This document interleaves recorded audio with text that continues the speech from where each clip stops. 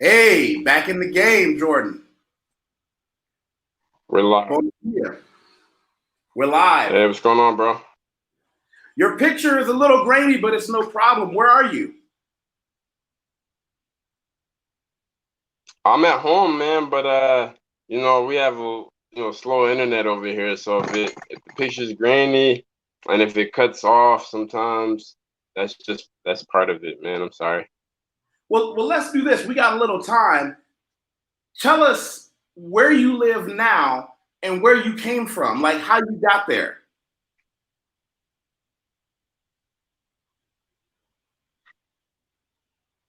Um, so right now I live in Sao Paulo, Brazil.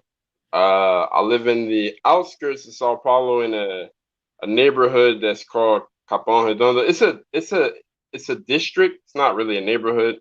It's a region. The district has a whole bunch of neighborhoods. And now I've been living here for like 4 years now, since 2016. And I'm from a small city in New Jersey called Plainfield, New Jersey. Originally from Newark, New Jersey. I grew up in between Newark and Plainfield, New Jersey, and also East Orange, New Jersey. And I went to college at New Jersey City University in Jersey City. So that's also another home of mine, Jersey City. But it's all Jersey, so I represent the north of New Jersey. And So what did you go to were school you for saying in something? Jersey?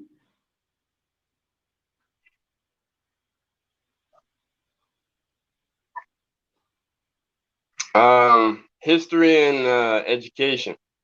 But I was gonna take the alternate route, so I just got history. I never went to get the actual education part because when you study education, a lot of times you have to do those you have to do the in teaching thing, and you can't work. And I just couldn't do that at the lifestyle that I was living. I had to work, you know what I mean? So I couldn't do it. So I got the history degree, and then I just started. I got a job teaching because I actually moved to Panama for a while. That's a whole nother story. And I learned how to speak Spanish. So my city, when I was coming up, it was an all black city. But after like the year 99, 2000, we got a lot of Latino immigrants in the city.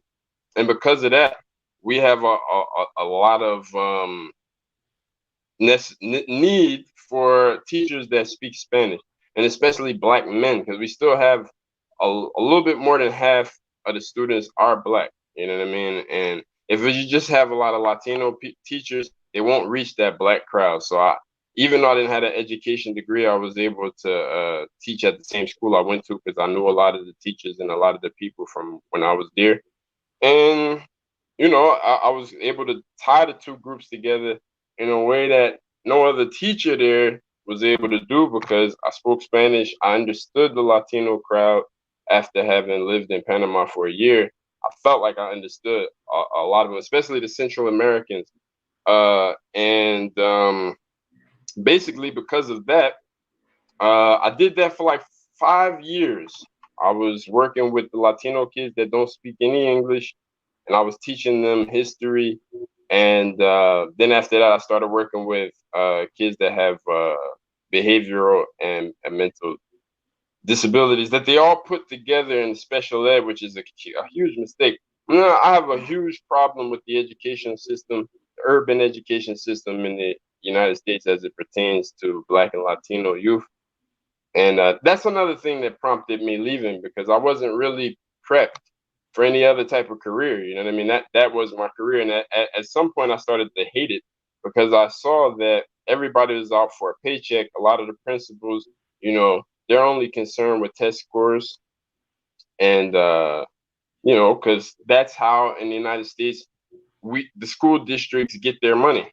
And a lot of educators can get more money. The school districts get money depending on how corrupt. I'm not saying that I don't want anybody to watch this and say, oh, the principal at this school is corrupt. I just saw a lot of stuff, you know what I mean, that I didn't appreciate. And I think like we play games a lot with the youth that are disposable, you know what I mean? And during the summers, I work with white kids in a white neighborhood, Chatham, New Jersey, where they have they're also mentally disabled. This is my mother's bosses. My mother studied psychology. She actually graduated after me, the university, and she got a job working at a company with children with Asperger's and different types of mental disabilities. And then they hired me for their summer camp. So every summer, as a teacher, we don't have jobs, and I wasn't like a teacher where I was getting such a salary that I didn't have to work during the summer. So I worked with them, and I saw a stark difference between how the kids in that special ed, you can say it's not like that. Those specialized programs were being treated in white areas, and how we just thrown together behavioral, Asperger's, which is it's an emotional thing, Down syndrome, which they're super sensitive, and you got kids that just don't care about anything, that, you know what I mean, that they have a different set of problems that need to be dealt with in a specialized way, but we don't do that. So there's a lot of things that made me just decide that I don't want to be a part of this anymore. Wow. Wow, that's huge. Hello? Wow. And so, if I'm not mistaken, while you were teaching, because a lot of people here, and me, I know you through music.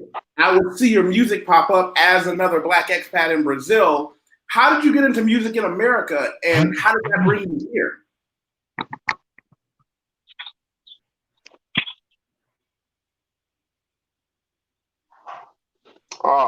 Okay. Well, like I said, I mean, I was born in Newark.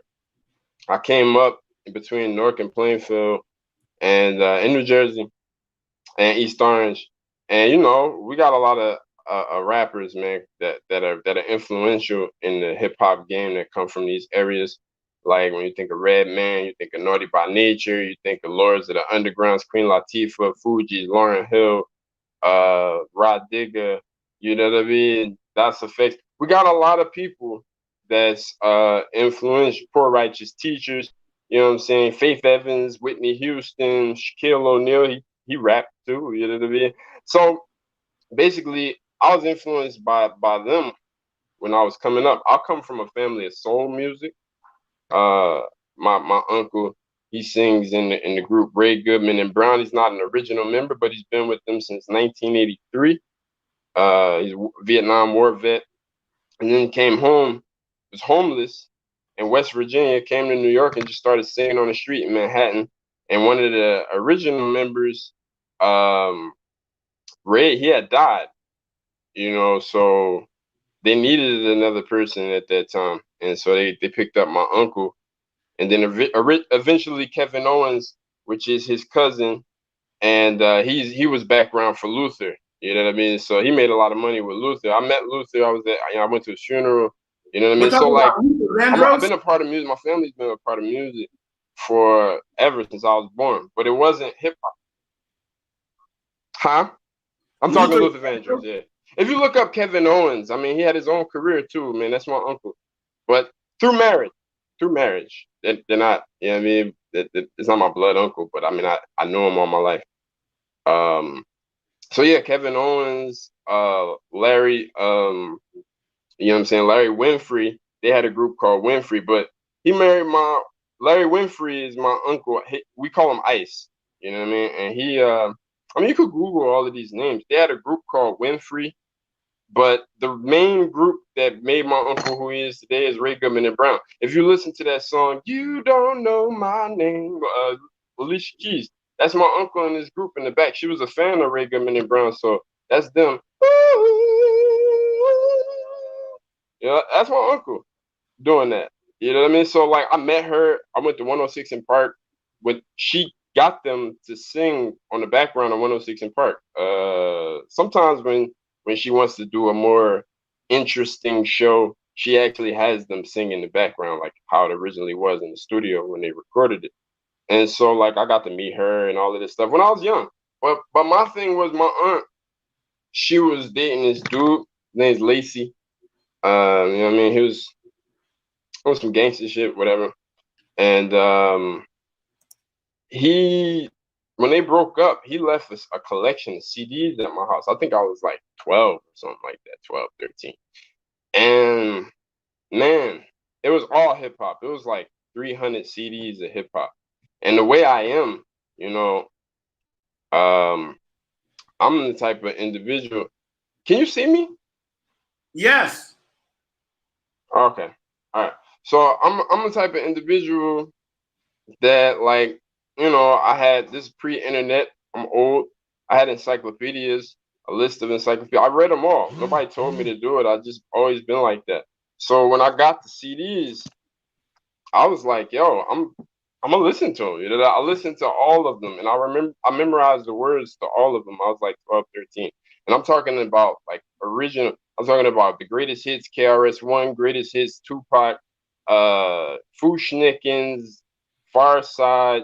He just had all types of eclectic hip hop, like not eclectic music, but it was eclectic hip hop, and I memorized every song. I didn't even know what this sound was because my mother had me when she was 39 years old. She was born in 1947. So like she wasn't into hip hop. She liked Sugar Hill Gang rappers delight. You know what I mean? But hip hop was never like her super thing. So I didn't hear it growing up. I only heard soul music 24/7. That's why that's a part of me too. But with the hip hop, it came from that moment that I had those CDs, and then after that, I figured out the pattern, and I was like, oh, I think I could do this too. And then when I was in middle school, I met my brother Lyle, Omo Lyle, and we hello? I'm here. Can you? All right, I'm still here. All right. So I met my brother Lyle Omo Lyle, and we linked up. Yeah, we linked up and we started just making music, man. And at the time, it was just real ignorant stuff, like just jokes. We were we were just saying stupid stuff on the mic, and but people liked it in our school. And so ever since then, like in high school, once we got to high school, that was our thing. Like we were those dudes that made those funny raps, but it was never something I wanted to take serious. But then after I went to college, you know what I mean? And what happened was we made CDs. I made like 10 CDs before I actually like went to college. And when I went to college, I was coming back home all the time. You know what I mean? There was something that it was in Jersey City, but there was something about my hood that I just couldn't get out of me. I don't know why. But I was always home in the street. And I saw a lot of stuff during that period of time that made me just think like, why am I out here? Like I'm in school. Like I don't have to be out here. But it was something, a fascination with it. And just a lot of just gangster shit. A lot of people that I knew, man, got killed, man. And me and my boy Dante, man, we saw a lot of stuff happen. And it made me start putting that in my music. And then what happened was, I got the job. My first as a substitute teacher when I was still in school, my third year. And I started working. I started meeting a whole bunch of kids and getting cool with them because they never had a teacher like me that liked hip hop that could just chop it up. We would do ciphers outside after school. Like it was like that because I went to the same school. You know what I mean? So like I told you, like I had the same teachers. I was like 21 when I started, and so I had the same teachers as these guys. I'm like, yeah, I remember when this and that and that. And we had fun, man. But they learned when I told them something, there was eyes up. Some knuckleheads, they tried to test me because I'm skinny or whatever. So they thought like I'm bigger than you. Like I don't have to listen to you. But we never took it there. But long story short, one of my students that I really took a liking to, he got killed, man. He got killed. Hmm? Hold on, I'm doing a live. My wife, she didn't understand what was happening. What happened? One of my students, Spencer Cadigan, you could look this up. His last name is Cadogan, I think. Spencer Cadigan, playing for New Jersey. This was 2010, I believe. This is the year I graduated from college too. He got murdered, man, and he got murdered by somebody from Mara Salvatrucha. That's MS-13. So really, what happened is in my city, it was the black kids, man, started robbing a lot of Latino immigrants. Like they was doing it so much that I heard the kids in school, they made up a term called poppy hunting. You know what I mean? Saying they're gonna rob like a Latino immigrant, undocumented. If you Google all the shit I'm saying is Googleable. If you just put poppy hunting, you'll only see things that come up from my city about cases where they killed a Guatemalan father, immigrant father of 7. You know what I mean? Robbed them, killed them. And so the fact that this was happening so much, some of the immigrants got together from Central America, and it's like, yo, the same gangs that they was running away from, they created in our city for protection. But you know, gangs they evolve in their own way, and that's a particularly brutal gang, MS. You know what I mean? They do crazy shit, man. And so I think like Spencer, he was cutting school and he was leaning on the car or something like that, and the dude shot him and he killed him. You know what I mean? In front of a El Salvadoran restaurant, actually. So let me ask you this: Is that I that used to go to? I stopped going there. You know what I mean? Because it just got weird. And so like,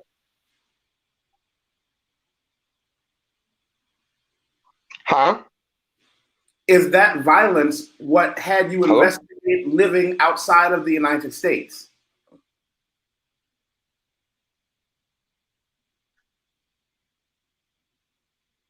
That's what sent me to Panama. Is what I'm getting to. When that happened, the next day, one of my boys, he got killed, but that was another thing. That was black on black type of thing. But it was just a lot of back and forth. A Colombian little girl from Colombia, she got shot in the neck in a drive-by, and like so, me and my boy Lyle, that we were still rapping together, we decided that we was gonna, we joined the organization. It was called POP. It still exists, People's Organization for Progress. And yo, we went to the Latino community. We was knocking on the doors, trying to get everybody to come out for a peace rally. Yo, they was scared, man. They started closing the curtains and shit. They didn't want to talk to us, you know what I mean? Because it's that divide, and the main divide is the language barrier. So I decided, yo, I want to go to another country. What country can I go to where I blend in? I don't want to be like the only black dude. You know what I mean? So I decided Panama because they had a lot of black people, and a lot of them speak English, and I was like, I want to learn Spanish. The goal is to learn Spanish and come back so we can bring the piece together. But I'm not gonna know Spanish when I get there. So I was working with a lady. She was Panamanian, and then she hooked me up with her sister. And then so we have a documentary on our YouTube channel about it. It's called Negros Americanos Lost in the Wilderness. Whoever wants to check it out. So I'm not going to really talk about that because that's not Brazil, that's Panama. But when I came back, I started working like I told you before when we started. But we started a group in Panama. It's called Negros Americanos. And yo, we was, because it was something different, you know what I mean? We were black dudes, 2 black dudes rapping in Spanish and in English, you know what I mean? And just talking about stuff that other people weren't talking about. So we were getting a lot of shows. Like in 1 year, we did like 150 shows. About 20 of them were paid, but we got our name out there, you know what I mean? We was doing stuff with Afro punk and stuff like that. But man, it just wasn't going anywhere, like, because I realized what it was. I paid attention to the game. In the US, at least, it's a payola game, man. You have to have money in this game. Like, you got to invest a lot. Studio time is mad expensive. Videos are super expensive in the United States. Just real producers that really know how to produce, they're expensive. You know what I mean? Everything's expensive. And then, yo, people were paying for shows. I hosted a couple shows. I hosted a show for Styles P in New Jersey. I think Hanover. I don't remember the city. But like, yo, me and my boy, we hosted the show. Yo, people was paying for the spots to rock. Like, if you were to rock like 35 minutes before him, then you were paid like $300. But if you were to rock like 10 minutes before him, you was paying almost $700 to the promoter to do that. And most of the people anyway was still just smoking weed outside of the show and weren't paying attention. So I'm like, yo, he just gambled $700. Like, I don't even have that to do that. And it didn't work for him. So it was just a constant reminder that this is not the game, the market for me, but I don't have it to invest like that. But I thought I needed to go to another place. You know what I mean? But it all came. It was like something calling me because we had a YouTube channel, Facebook page, right? Negros Americanos on Facebook, but this page, it only has, it wasn't getting a lot of likes. But mad Brazilians started liking our page in November.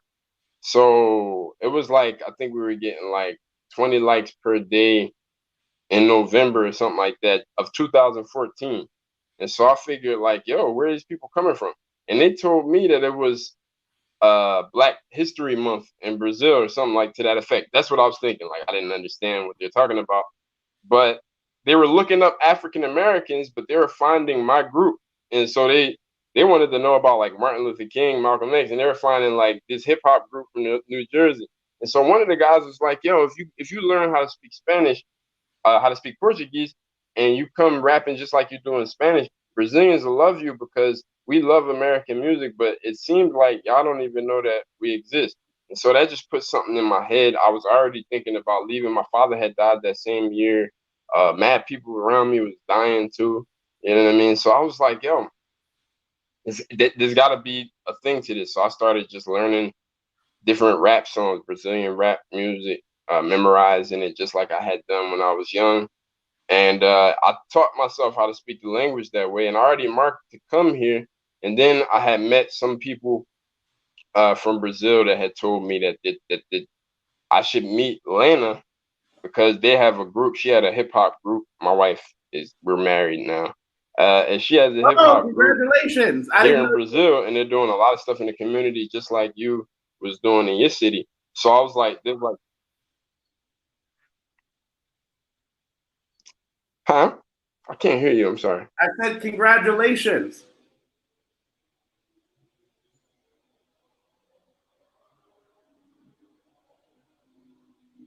Oh, thanks, man.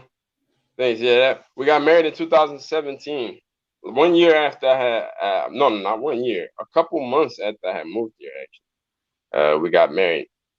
And so, but we met like that. It was just somebody said that this person is your spiritual equivalent. Y'all do the same stuff, and together y'all could do it, gloriously. And so I hit her up and we started talking and we had a lot of ideas about things that we wanted to do and how we wanted to expand here in Brazil. And, she went with my plan and we got together. And yeah, we're here now 4 years later. So we just now starting to release the music because as you know, there's a whole set of things. Brazil is a wonderful country, but it's not, a lot of people here, they say, they have a saying like Brazil's not for amateurs, right? And Brazil that's is true, man. You can't just come here and think I'm setting up shop. It's happening right now. You know what I mean? You gotta learn. It's not. No, I don't know what country it is, to be honest, but let's say Panama is a little bit more because there's a lot more people that speak English in Panama, and they use the American dollar, so it's easier to navigate. So I can see definitely a person from the States assimilating much more fast in Panama than in a place like Brazil because the culture is much different here in Brazil. It's a huge country, you know what I mean, and the economy is different, a lot different than the States. So if you don't have like a plan when you come out here, how you're gonna make money, and you have a idea of I need this amount of money to survive. I think a lot of people don't last long out here if they don't come out here with a way to get money from back home or something like that. One of the things that I'm constantly telling people is that anything is possible if you prepare.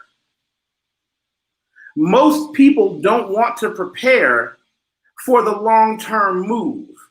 They don't want to prepare for the hard work. Bom dia. I'm sure you might know this, but one of my businesses that has become very, very successful is doing expat relocation for Americans that want to move to Brazil. And I help them with everything from how to get their visa applications filled in, Okay. how to get SUS cards, how to integrate, how to find apartments, getting them Portuguese training in the language before they arrive. All these things are really important, but now, especially because of what's been happening in the United States, a lot of people have been looking to leave and contacting me. Yeah. Well, what's been happening in the United States? In the United States, because of what? The entire political situation. Oh, also, and what do they think is different about here? Wait, Jordan. Before we go further, I want to show them a picture of you and your awesome wife. Hold on, so they can know who she is. Okay.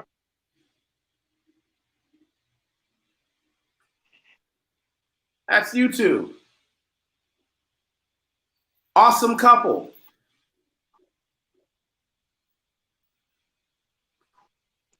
My computer's so slow it hadn't even popped up here yet.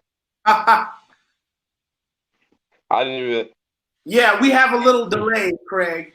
I didn't even see the picture. I hope it was a good one. Well, let's do this. You asked me what's happening. I told you my internet it's catastrophic. Now, if there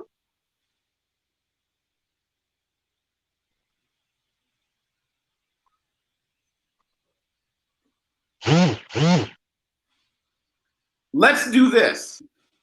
You asked one of the reasons that people come to Brazil. Hello? I believe that Brazil represents a lot more safety and opportunity for people who leave. But you said something on Facebook that I want your opinion on. Do you remember when you said Donald Trump is United States racism and Joe Biden is Brazilian racism? Can you explain that for us? Why you feel that way?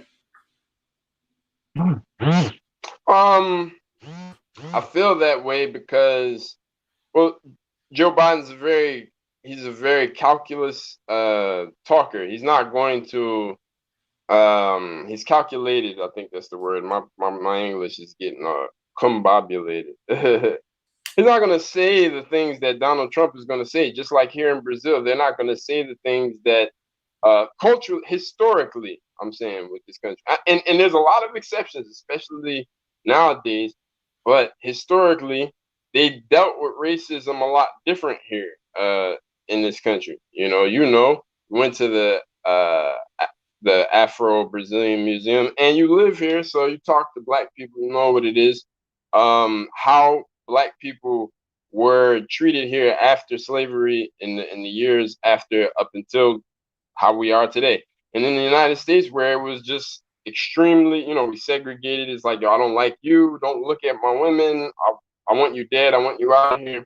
And in the same ideas, that, I'm sure they had the same thoughts. You know what I mean? But it was, you're asked to mix. You know what I mean? I'm doing the 101 right now just because, like, I'm not getting into a whole bunch of details, but we know the difference between the system of extermination in both countries. So, and here nowadays, it's extremely obvious in the favela, but people don't see it because it's not being said. Just like with Democratic presidents, it doesn't matter if it's Joe Biden, Barack Obama, whoever, the same thing. It's not Black people getting murdered by police in the ghetto, is them going to jail at an astronomical rate, more than any other developed nation and underdeveloped nation in the whole world. But with the rhetoric, we're on your side. You know what I mean? So I think that's why I said that. There's a clear difference between the two systems of racism, but one system's not. I actually think the Brazilian systems are worse because, at least with us, the system of racism in the United States, it makes you aware of who you are and who your enemy is. It's a lot clearer.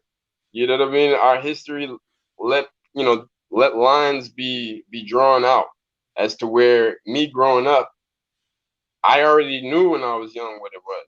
You know, people, my father would tell me things, my mother would tell me things. It wasn't just left for me to figure things out on my own. And I think here, because of the system, because of this false notion of a racial democracy, I don't even know what that is. It's a weird word that somebody created, racial democracy. It sounds strange. But because of that, it's not 100% ingrained in a person's mind that I'm going to talk to my kids about race relations at 7 years old. You know what I mean? So that's worse, because now me at 7, I knew what it was. So I know how to act accordingly when I get around white folk, because my mother, she hammered that into me. Because Plainfield is a black suburb, a ghetto suburb in the sea of whiteness. So in any direction that I leave, trying to get to north, trying to get to Pennsylvania, trying to get down south on I-95, trying to get up north, I rarely go north. But either way, in any direction that I'm going, I have to worry about stuff.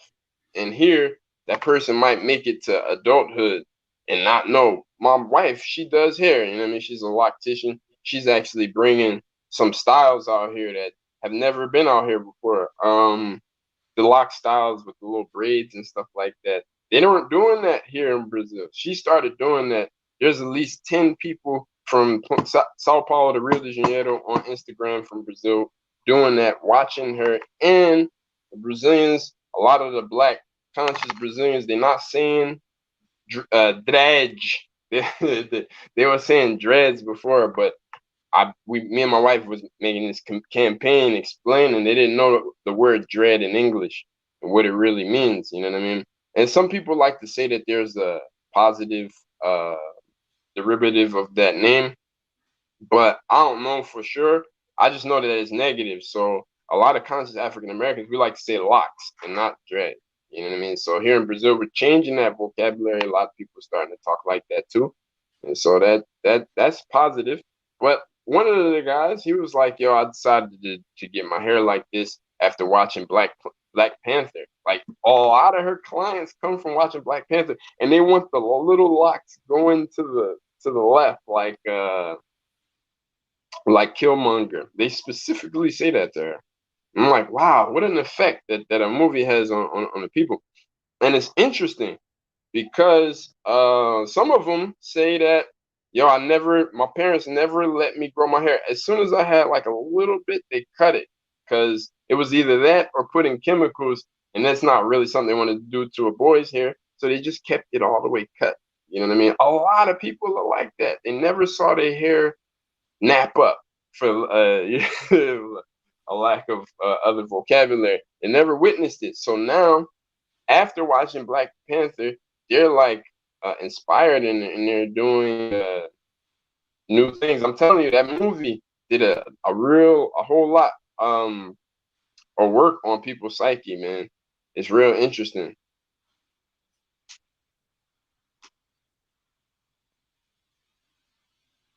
Wow. I didn't realize that.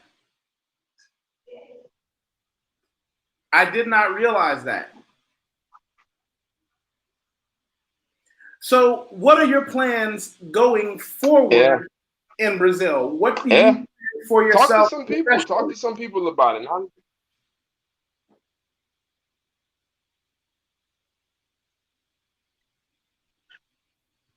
Well, me and my wife, we started Inglés na Quebrada. We had a lot of students, man, but unfortunately, coronavirus, they tampered with our plans with the English school. But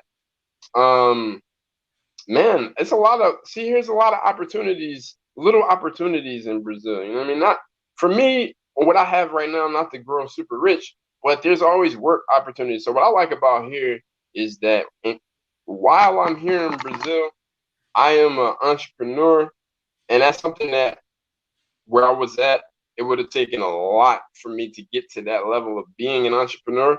But I was held back because of debts and because of all other things that I was dealing with back home. But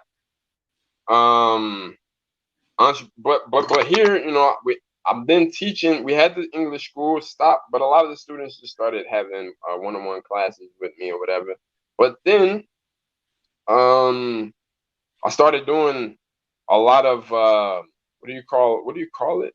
I don't remember, but translations and then live translations. There's a name for it. I don't remember the name, but I've done like 5 lives since the coronavirus. But before that, I've done like a couple of palestras, like they say, little lectures and stuff like that. And man, it's good money, and it's good. It always has me you know, messing with my brain to try to make me faster when I speak the language. So we did a translation for a collective that we are partners with. They have the school, they have the place that we give the school at.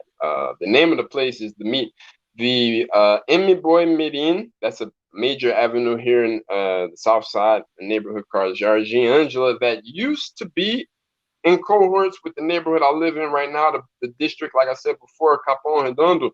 In 1999, 2001, around there, this was the murder capital of the entire world. This little triangular area of São Luís, Capão Redondo, and Jardim Angela. It was the murder triangle. But because of the drug cartels, criminal factions that they want to say. They want to talk bad about them. They do bad stuff, but they're responsible, not the police, for getting these neighborhoods from just constant warfare with little gangs. You know, everything is consolidated now. And not just them, but the collectives that have been doing a lot of work in the communities with arts and stuff like that. Like my wife, you know, and her collective that she was part of before I got here. And Desenrola e Nome Enrola. Desenrola e Nome Enrola is the collective that's my family here in Jardim Angela. And they have the spot. Yo, they were doing a thing for Google. Google was going for a Latin American prize.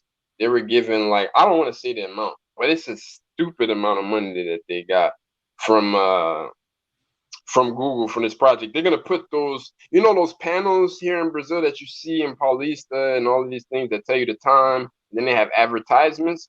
So their idea, that's in Hola, they had the idea that in the ghetto you don't see those panels, and people in the ghetto need information. And people that have companies where they do news, like they talk about news, little journalists that talk about things that's happening in the ghetto. Not a big news company like Globe or something that's going to tell you about what's going on, but they're going to use words like criminosos, bandidos, and marginais because they don't understand the people that live in that region. But there are a lot of news collectives in every region in the periferia here, the outskirts, and the ghetto here in Sao Paulo, at least. I can't speak about any other city, but they're doing real work and they don't get any money. So that's a whole other thought.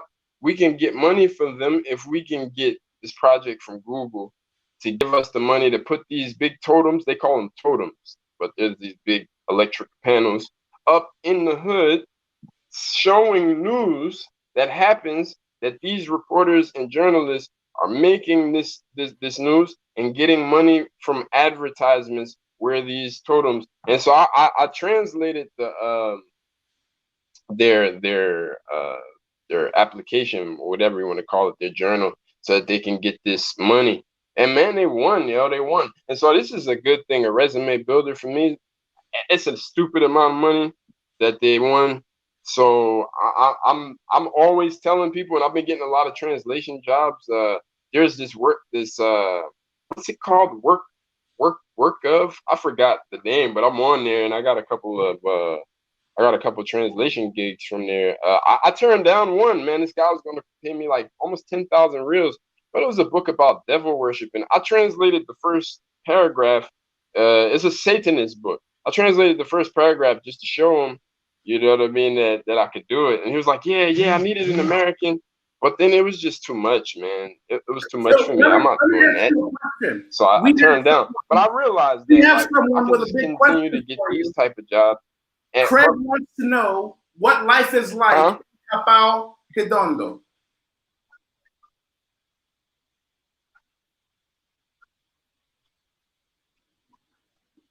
What's it like here? Well, I know Craig. He lives in Osasco. It's probably the same. It's probably the same exact thing. You know what I mean? I don't see it any different. It's just a regular. I live right next to the train station, but I've lived in 4 neighborhoods here in Capão Redondo. I've lived in Jardim Irene. It's a lot of favelas there. I did a video there. Foi na favela, BiXop with DJ Kuka. He's a DJ that lives down there. But I'll tell you one thing. What it's like for me as an artist, it's like heaven. Why? Because right down the street, I got my brother No. We produce together all of the time. Um, Craig had actually asked me on a WhatsApp group some technical thing that I didn't understand. But No did it. He was making the beats. You know what I mean? He lives down the street from me. But then if I don't want to go to No, let's say I want to go down to the favela over there with DJ Kuka. He does more funk beats, but he can do a hip hop joint. You know what I mean? So I go to him. We did that Fue na Favela song together. And then there's like mad studios everywhere. There's a lot of musicians. Capão Redondo, because of the collectives, artist collectives that I was telling you about, they saved a lot of young kids if in the early 2000s, like 2005 till right now, and they still working with doing it. Like I said, my wife is a part of one. I'm not gonna say the name because she's not a part of them anymore. Probably don't even exist anymore. But these collectives are situated in Capão Redondo. They have the most famous sarau. If you don't know what sarau is, it's basically an open mic. We say open mic, they say sarau. I don't know what the word means, but Cooperifa is the biggest sarau. I'm gonna argue that Cooperifa is the biggest and most important sarau in Sao Paulo. I'm not sure if that's 100% true. Don't shoot me if you are part of another sarau and it's not Cooperifa and you say you're bigger. You probably are, but the biggest one I've been to is Cooperifa. It's right here, man. It's all in Capão. And they have mad sarau de Capão, it's sarau de Ponta pra cá, it's sarau das Pretas, not here in Capão, but the people that are a part of that are from the Zona Sul, Grajaú, Alexandria. So we have a lot of like Zona Sul, not just Capão. It's Capão, it's Paraisópolis, it's Grajaú, definitely Grajaú. These places just have a lot of art. If you want to talk about the day-to-day, there's nothing different than any other quebrada periferia in Sao Paulo or probably in any other part of Brazil. So Osasco is probably the same. It's probably actually a little more crazier in Osasco. Like I said, I live near the train station, and even when I lived right in Jardim Irene and the other neighborhood I lived in, I never heard gunshots. Like I heard firecrackers, but it was never gunshots. Like I can't remember the last time I heard gunshots outside of my window. You know what I mean? Now, police, that's the problem. I had a couple. Since I've been living here, I've had 3 guns been pointed to my head by police officers. So the police are the wrong people, or the bad people. You know what I mean? The regular people are just regular people. Wow. That's the only thing I can say that's different.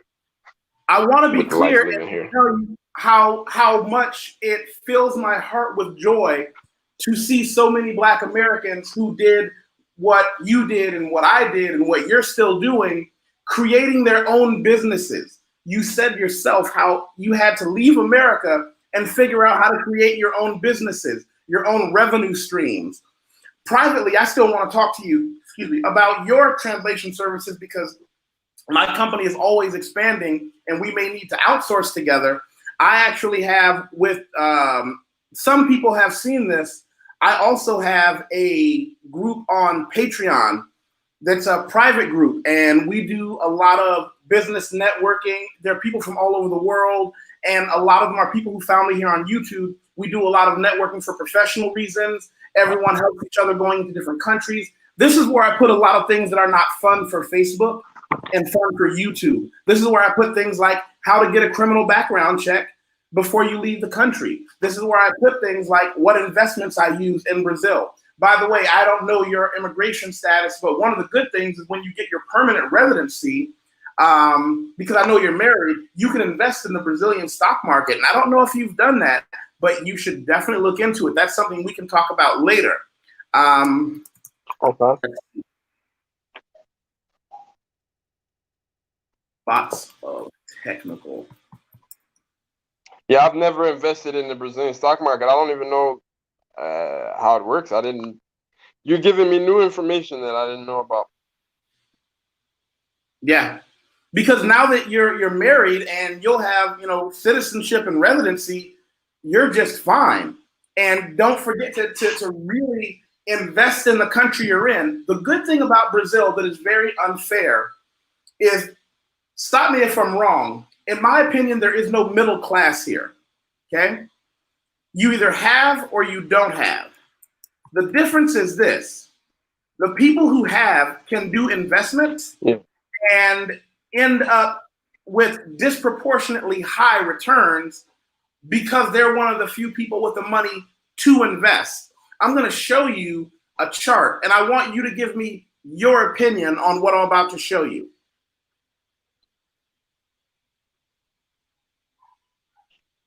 Okay.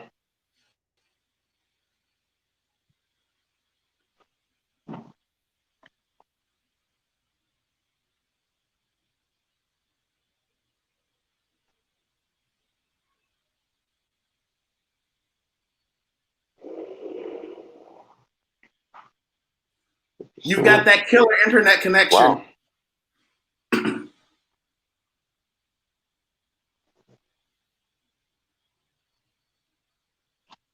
Yeah. Yeah, I can see that, definitely.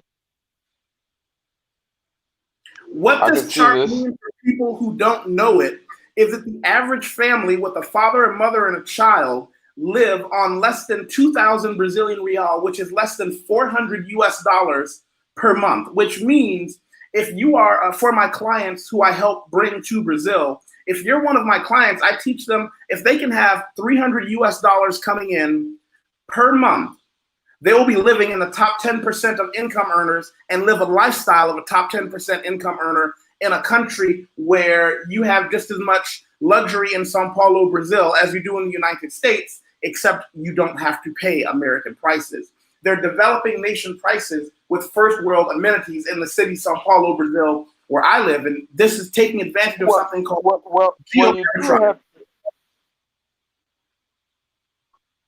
you do have to pay higher than American prices if you want to buy clothes, electronics, automobile, computer, which it falls in the category of electronics. Any of those type of things, you do have to pay. You have to pay a lot of money, a stupid amount of money, an unfair amount of money for the people. Because like I said, I work with a lot of these musical artists that fall into the category of the 46%. You know what I mean? That you were talking about before. Like, they want more equipment.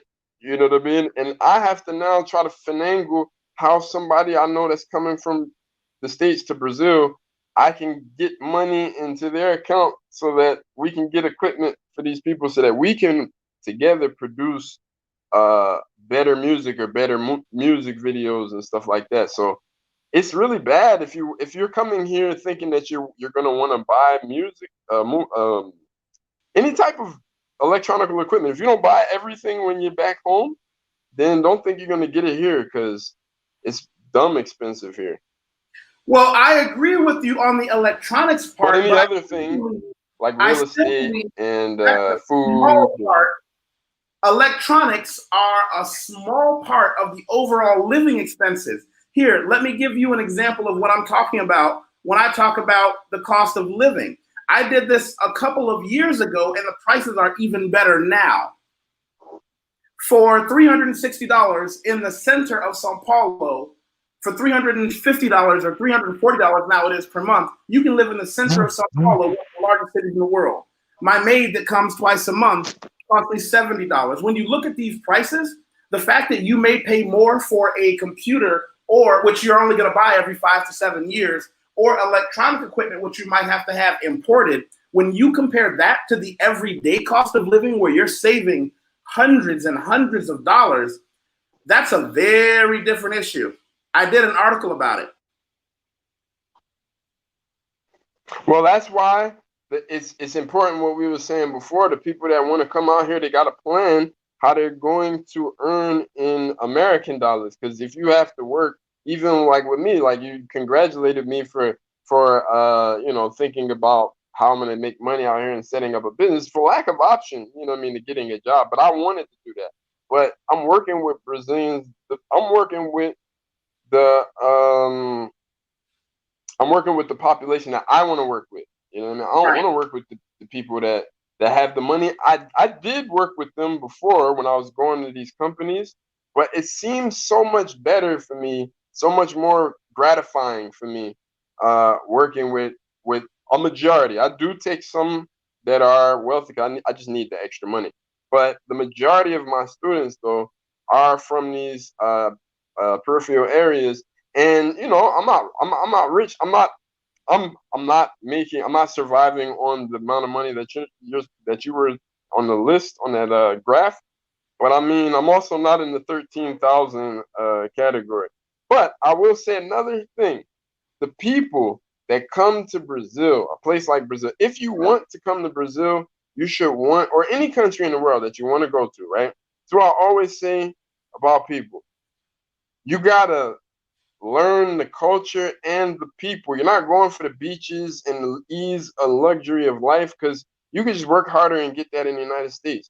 But like, yo, if you can't, what type of person would you be if you just came to a country and didn't care about all of those people that were suffering, that couldn't, you know what I mean? That couldn't pay for those things, and it's like, oh, it's so easy here, but it's not for the majority of the people. I'm saying you have to live with them, but I think we if we do have the opportunity to have a better life here, I think that a portion, just like tithes at church, you know what I mean? You go to church, you gotta pay your tithes. You know what I'm saying? And it's a blessing for us to be able to get away and have that, because not too many countries in the world can go to another place and live better than they were living at first. So I think we have to pay our tithes in these places. You gotta like each one teach one to some black people out here. If you're a black American and you can live better, that's my take. I mean, I live here in this neighborhood, but I don't have to. I live here because I love here. I love Capone. You know what I mean? I love the energy. I love the fact that I live next to all of the producers and the people that we create together and all that stuff. But I just think that even if I didn't live here, I wouldn't work with any other group besides the people that are from here, or let's say Itaquera or Brasilândia or sei lá, Jardim Brasil, Grajaú, Pirituba. That's my Sao Paulo. Like, I can't even walk around the center like that. I don't even really know how to get around, but I know how to get to driving, because me and my wife would drive, whatever. I know how to get to Well, Pirituba. I know how to get to Itaquera. so let me read a comment. I don't know. Can you see what Jessica put here?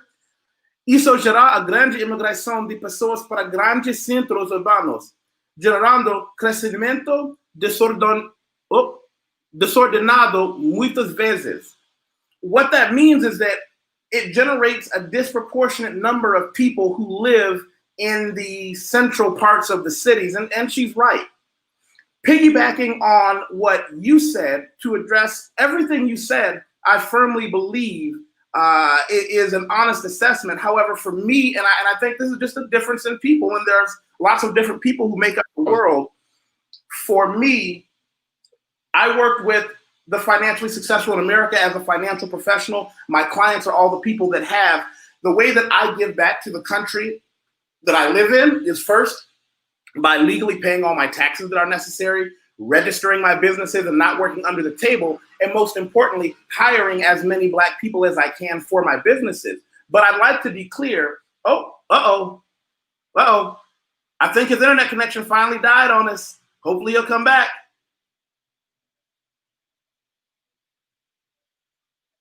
Hold on a minute. Let's see. Well, Matrix Escape said the key is to understand the power of the dollar while trying to gain an economical advantage in Brazil. And that's exactly it. If I'm not mistaken, the word we're looking at It's called geo arbitrage. Geo arbitrage. It's a fancy word with a simple meaning. As a matter of fact, I'm going to show you guys a quick definition while we're waiting.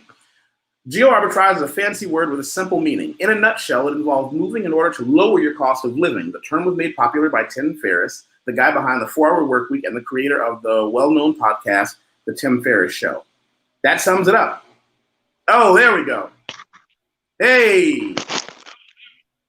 All right. Well, I can't hear you now. Your voice is low. Can you hear me? Yes. Testing. I hear you. Can you hear me? Yes.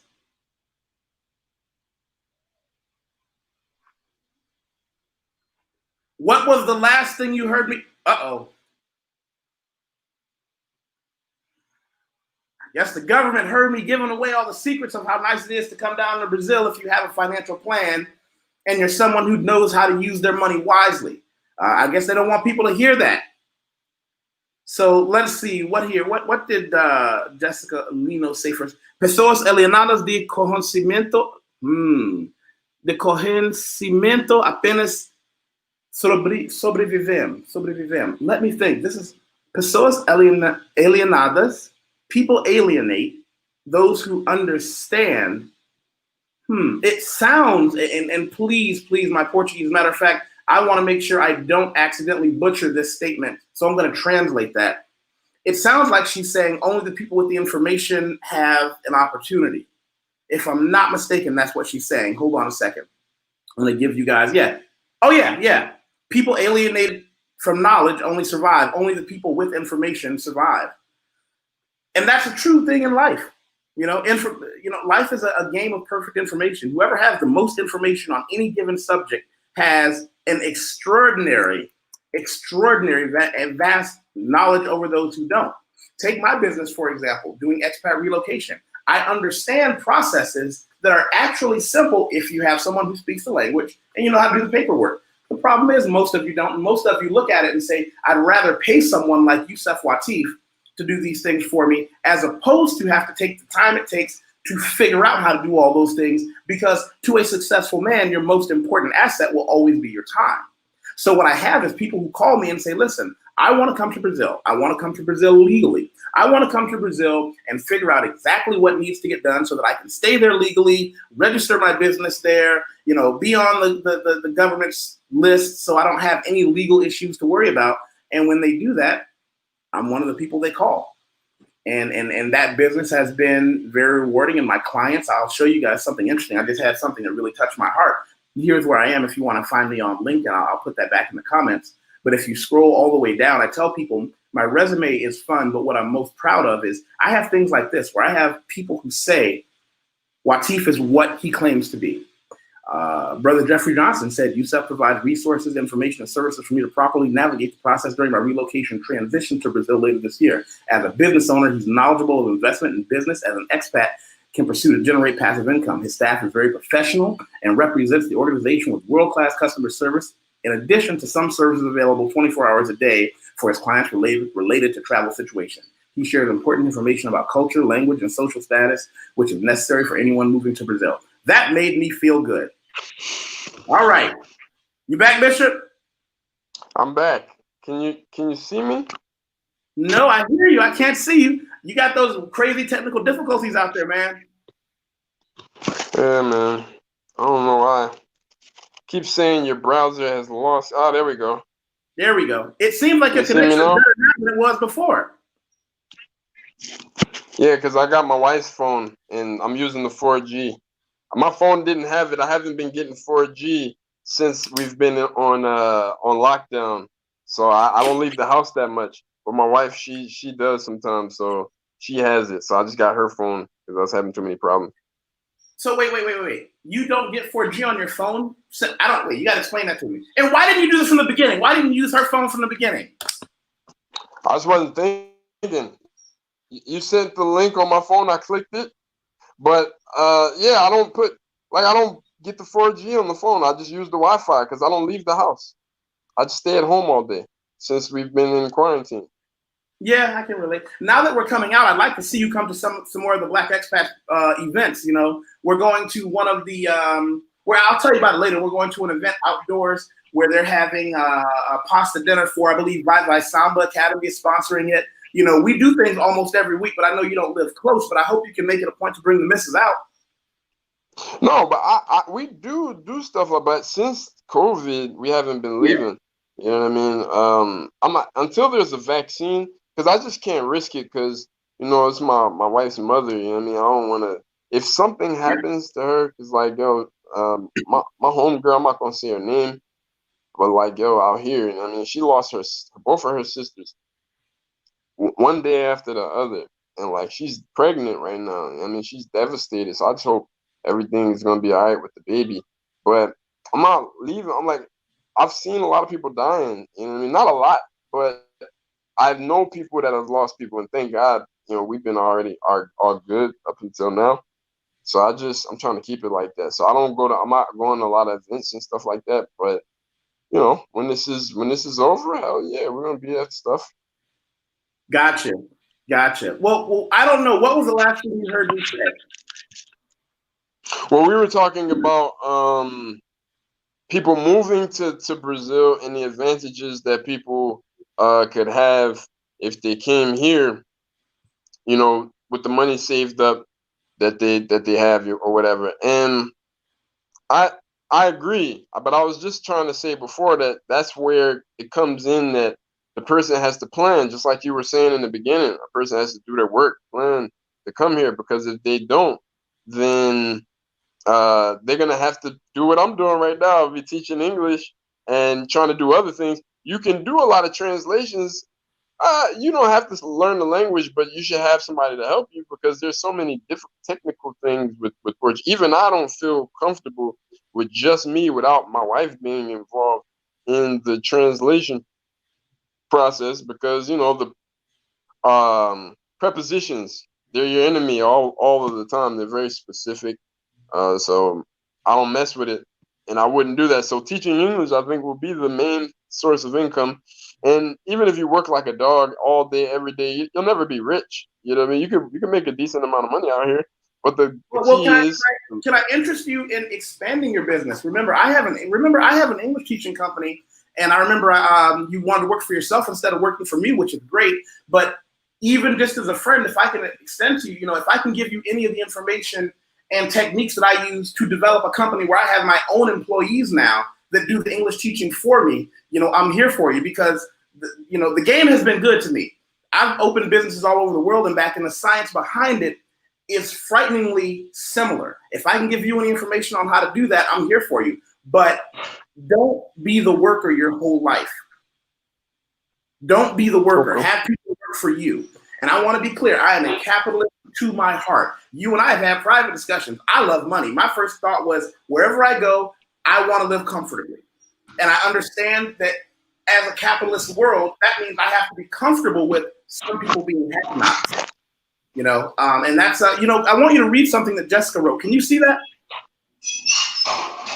Pessoas alienadas de conhecimento apenas sobrevivem.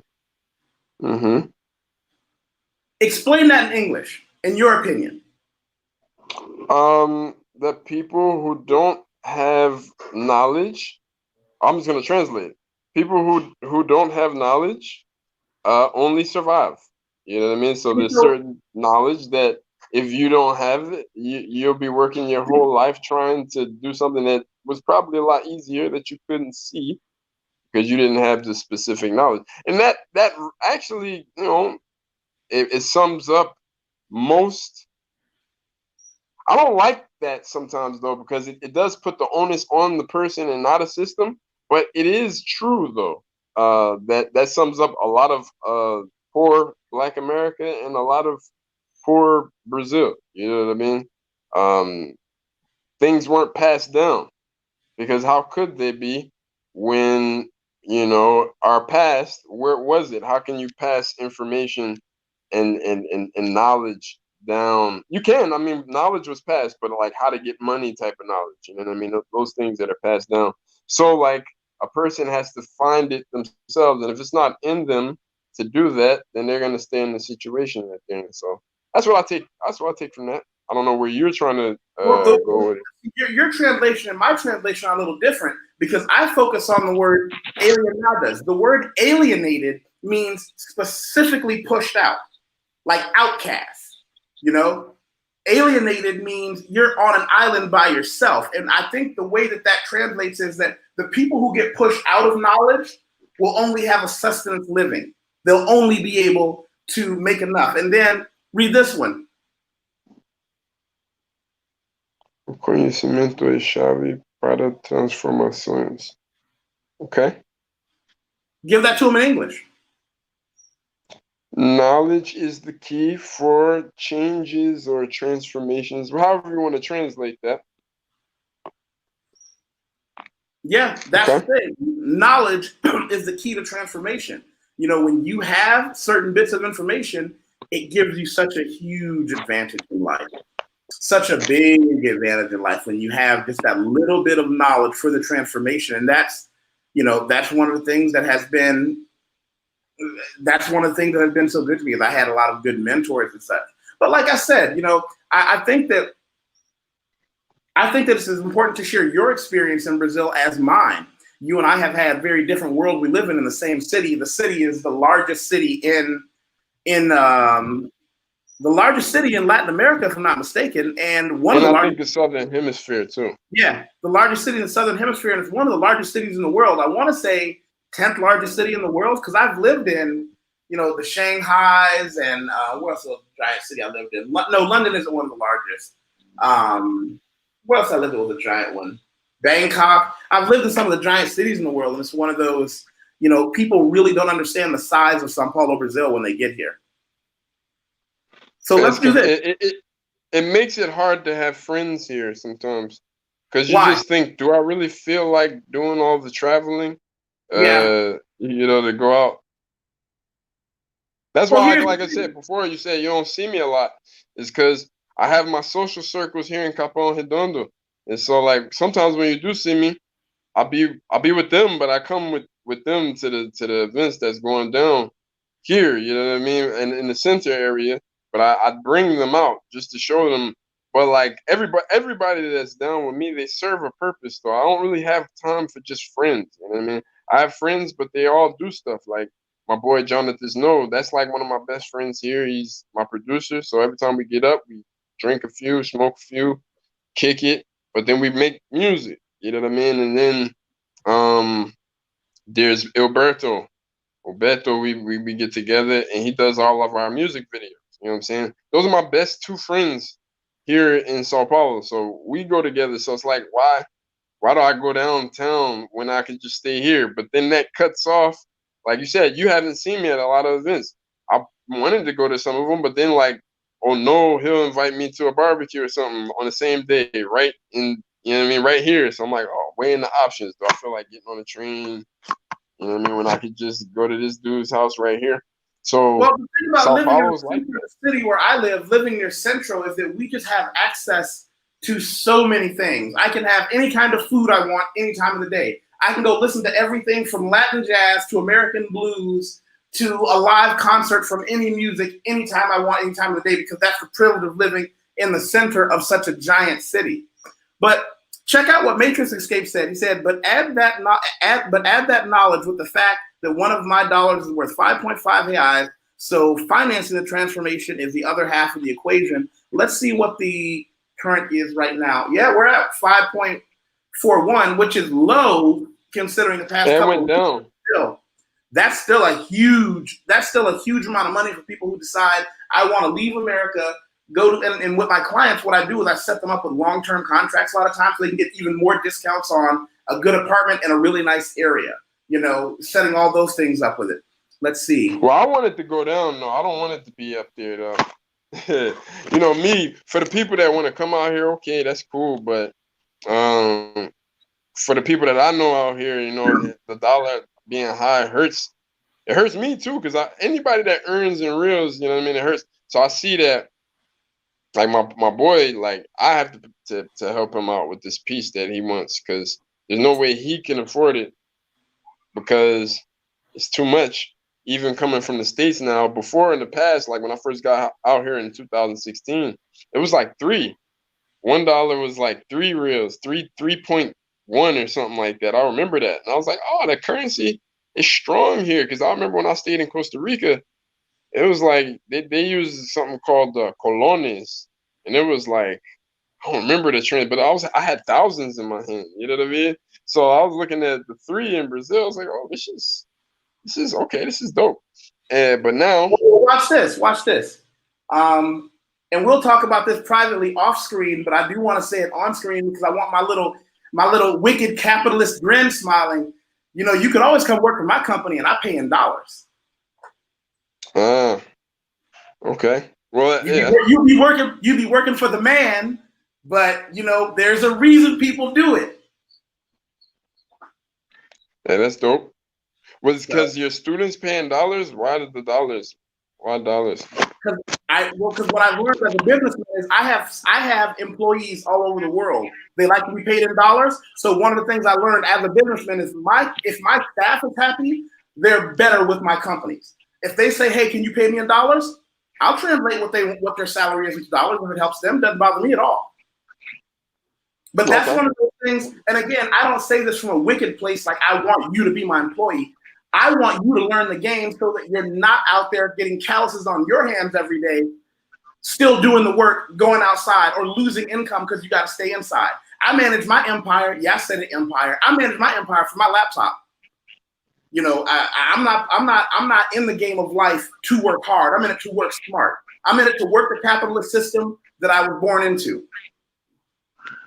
Okay, makes sense. Makes sense. See, for me, my main idea of being here really is to do this, but it's really just financing the music. But the music is so much of why I'm here that it's pretty much what I do every day for the most part. I'm writing, creating, you know what I mean? So I do the English thing, I do the translation thing, you know what I mean, to get some money.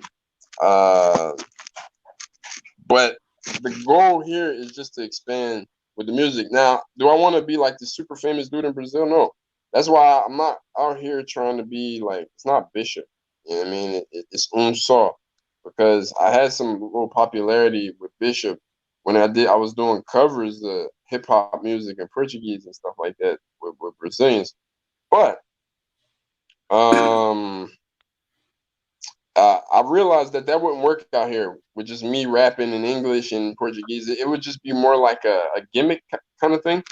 And so that's why I got my wife involved. So we had this group, and it's really a cultural connection, and we're sharing ideas with our music. That's a whole different experience. So now I do see, based upon a lot of different factors, that is something that could definitely blow. We got an album that's coming out in probably July of next year. I really don't want to come out with it too soon because, like, I want to be able to tour with it. You know what I mean? I want to be able to go to different countries and perform it. But the idea is that we expand and we're like Blitz the Ambassador. You know Blitz the Ambassador? You know his stuff? I've heard his name. Yeah, he's Ghanaian. He's from Accra, Ghana. But he's all over the world with it, man. I did like 5 shows with him back in New York. And you know, I'll be seeing him. He had a movie, the burial of Cujo, which was, I don't remember, but that was like a year and a half ago. That showed out here in the theaters here in Sao Paulo. He's always in England and Germany and different countries. That's really my main goal in life, is to do this music and to take it worldwide. You know what I mean? We started in the States, didn't work out fast enough the way that I like. Came here, I saw a huge boom real quick, but then I stepped back and figured like, yo, I'm gonna really learn this language better. I'm gonna learn the culture. I'm gonna be with the people. I'm gonna live like they live. You know what I mean? To understand them, because it doesn't make no sense for me to have an American mindset, be rapping out here ideas that they don't understand, because the mindset is completely different. So I'm living here. I'm becoming. So I have a dual mindset. And then now we're finally starting to put music out. So we put the last record out last month, October 1st. Not a whole bunch of numbers, but I did see that people, they like it, you know what I mean? And people, like, we get a lot of subscribers on our YouTube channel. At least 30, 40 people subscribe to the channel every day. And it's dope, man. I just hope that, you know, we keep putting the things out, we keep investing in what we're doing, and it can grow worldwide, man, because nobody else is doing this. There's never been a Brazilian and American group that does music in English and Portuguese together. So there's no blueprint for this. It's just us trying to make something happen that I've never seen before, and just on a wing and a prayer. Well, let's do this. Let's wrap this up now. I hope we can do this again. You gave a lot of quality information. As a matter of fact, vote with your feet. You said the conversation is interesting because there's a lot of real life experience. Oh shit! Vote with your feet. I like that. Yeah. Well, I'm a self-defined foot fetishist. I don't know. So we can't talk about that on YouTube, though. We can't talk about that on YouTube, but it gets thrown off. Oh, YouTube is an excellent thing. Well, okay. Not on your channel. We can't talk. Don't get me thrown up. Do you have anything you want to say to these people as we log off? What do I want to say? Oh man. So my name is Jordan, but I also go by BiXop. You know what I mean? Really what it means is together, one, just one. You know what I mean? So that's me and my wife. We are just one. We represent the diaspora. She's Afro-Brazilian. I'm African-American, Afro-American, Black, whatever you want to call it. And we're here, man, just trying to make sure our stories are heard by the two respective groups. You know what I mean? A lot of people in the States don't know a lot about Black Brazilians and their struggles. So we're here to tell people in the States about it, and they don't know how connected we are. We're here to tell people in the States about it, and vice versa. A lot of people here got the wrong idea about life in the United States for us, and I'm here to tell people about it. I'm constantly telling people about it. So, man, we got a YouTube channel. It's just Só. We spelled it a little different. UMSOH. That's for SEO purposes. And just go there, watch the videos. A lot of them is in Portuguese with me speaking. That's me talking about our lives in the States and things like that. But then there are videos in English. Check it out. It's interesting. And if whoever's thinking about coming here, man, think about what we were talking about. You know, Yusef, he has a business, he's gonna get you all acclimated or whatever. But think about the other people too that are living on the $400 a day, and you don't want to become the secluded Karen of the Brazilian society. So learn, you know, pay your tithes. That's the only thing I want to say before we and you know, the one thing we didn't really get on that we should always focus on is learn the language. Yeah, that's important. Yeah, we'll talk about that later. Well, listen, I'm going to do two things. I'm going to say to everybody, thank you for showing up. Make sure you like, share, subscribe. That's how we get this channel to grow. We have a lot of amazing, interesting people that show up here.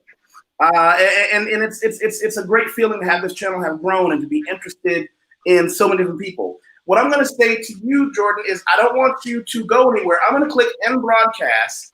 And then after end broadcast, you and I can talk privately. And the last image I'm going to give people as we log off is something that'll bring a smile. Oh my God.